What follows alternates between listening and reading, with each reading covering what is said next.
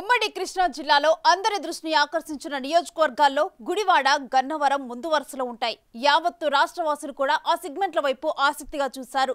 ప్రత్యర్థులను ఎంత మాట అనటానికైనా వెనుకాడని కొడాలి నాని, వల్లభనేని వంశీలు అక్కడి నుంచి పోటీలో ఉండటమే అందుకు కారణం. తన మన భేదం లేకుండా ఎవరిపైనైనా విరుచుకుపడుతూ ఎప్పుడు దూకుడు ప్రదర్శించే ఆ ఇద్దరిలో పోలింగ్ రోజున ఆ స్పీడ్ కనిపించలేదు.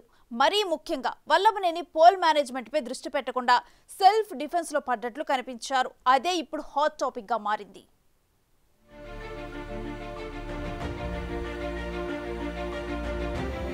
పోలింగ్ రోజున వైసీపీ సిట్టింగ్ ఎమ్మెల్యే, మాజీ మంత్రి, గుడివాడ వైసీపీ అభ్యర్థి కొడాలి నాని వ్యవహరించిన తీరు ఇప్పుడు ఆ నియోజకవర్గంలో చర్చనీయాంశంగా మారింది. పార్టీలో ఎప్పుడూ అవసరమైన దానికంటే దూకుడు ప్రదర్శిస్తూ అన్నీ తానే వ్యవహరించే కొడాలి నాని పోలింగ్ రోజు చివరి గంటల వరకు కనిపించకుండా పోయారు.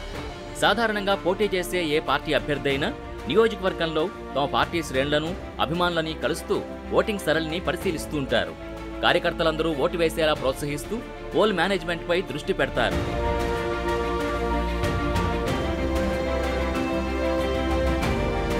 కానీ ఓట్ల పండగ నాడు కొడాలి నాని ఉదయం నుంచే ఇంటికి పరిమితమయ్యారు. టీడీపీలో 2 సార్లు గుడివాడ ఎమ్మెల్యేగా గెలిచిన నాని తర్వాత వైసీపీ నుంచి మరో 2 సార్లు గెలిచి 2.5 ఏళ్లు మంత్రిగా కూడా పనిచేశారు. వైసీపీలో చేరిన నాటి నుంచి టీడీపీ పార్టీతో పాటు చంద్రబాబు, లోకేష్లపై అభ్యంతరకర పదజాలంతో విరుచుకుపడ్డమే పనిగా పెట్టుకున్నారు. దానికి తోడు ఆయనపై ఉన్న ఆరోపణలు, ఆయన గ్యాంగ్ అరాచకాలతో నియోజకవర్గంలో ఆయనపై తీవ్ర వ్యతిరేకత వచ్చిందన్న అభిప్రాయం వ్యక్తమైంది. మరోవైపు టీడీపీ నుంచి ఎన్ఆర్ఐ వెనిగండ్ల రాము ఆయనకి ఈసారి బలమైన ప్రత్యర్థిగా మారారు. ఆ క్రమంలో గుడివాడ నుంచి 5వ సారి గెలవడం అంత ఈజీ కాదన్న భావనతోనే ఆయన ప్రజలకు ముఖం చాటేశారన్న ప్రచారం జరిగింది. అయితే సాయంత్రానికి గడప దాటిన మాజీ మంత్రి కుటుంబ సమేతంగా వెళ్లి ఓటు వేశారు. ఎన్నికల్లో పోటీ చేసిన నాయకుడు కనీసం పోలింగ్ బూత్ల పరిశీలన కూడా చేయకపోవడంతో అప్పటి వరకు తలో మాట అనుకున్నారు. అయితే ఓటింగ్ సమయంలో కూడా కొడాలి నాని తన సహజ శైలికి భిన్నంగా ముభావంగా వ్యవహరించడంతో రకరకాల చర్చలు తెరమీదకొస్తున్నాయి.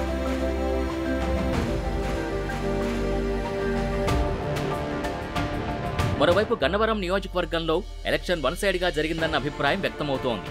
టీడీపీ నుంచి ఎమ్మెల్యేగా గెలిచి జగన్కి జైకొట్టిన వల్లభనేని వంశీ ఎన్నికల్లో వైసీపీ అభ్యర్థిగా పోటీలో నిలిచారు. అప్పట్లో మంత్రిగా ఉన్న కొడాలి నాని వెంటబెట్టుకుని వెళ్లి మరీ వంశీతో జగన్కి జై కొట్టించారు.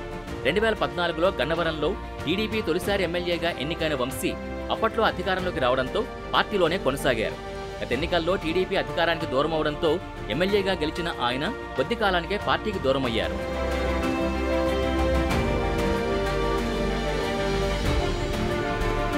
ఏవో తన స్వప్రయోజనాల కోసం పార్టీ మారారని అనుకుంటే తనకు రాజకీయ భిక్ష పెట్టిన చంద్రబాబుపై పర్సనల్ విమర్శలతో వివాదాలకు కారణమయ్యారు.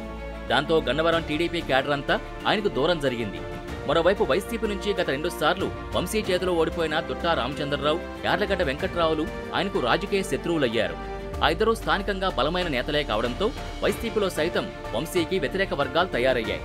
ఇక వంశీకి చెక్ పెట్టడానికి యార్లగడ్డ వెంకట్రావునే ఎన్నికల బరిలో దించారు చంద్రబాబు.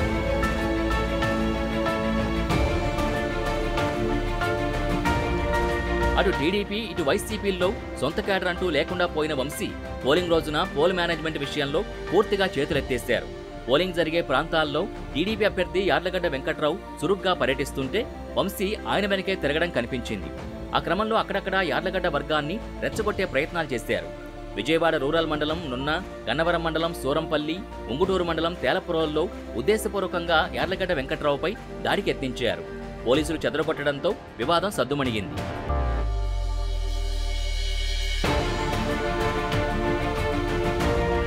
తర్వాత వంశీ సూరంపల్లి బైపాస్ వద్ద వెంకట్రావుని అడ్డుకునేందుకు ప్రయత్నించారు.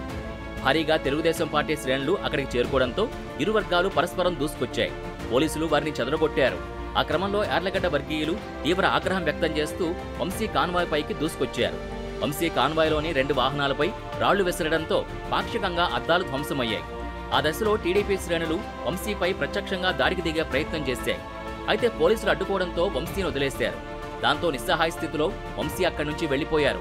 మొత్తానికి ఓ పక్క వైసీపీ కోఆపరేషన్ లేక, మరోపక్క పోల్ మేనేజ్మెంట్ చేయలేక డీలాపడ్డ వంశీ అలజడులు సృష్టించడానికి విఫలయత్నాలు చేయడం ఓటమి భయంతోనే అన్న అభిప్రాయం వ్యక్తమవుతోంది.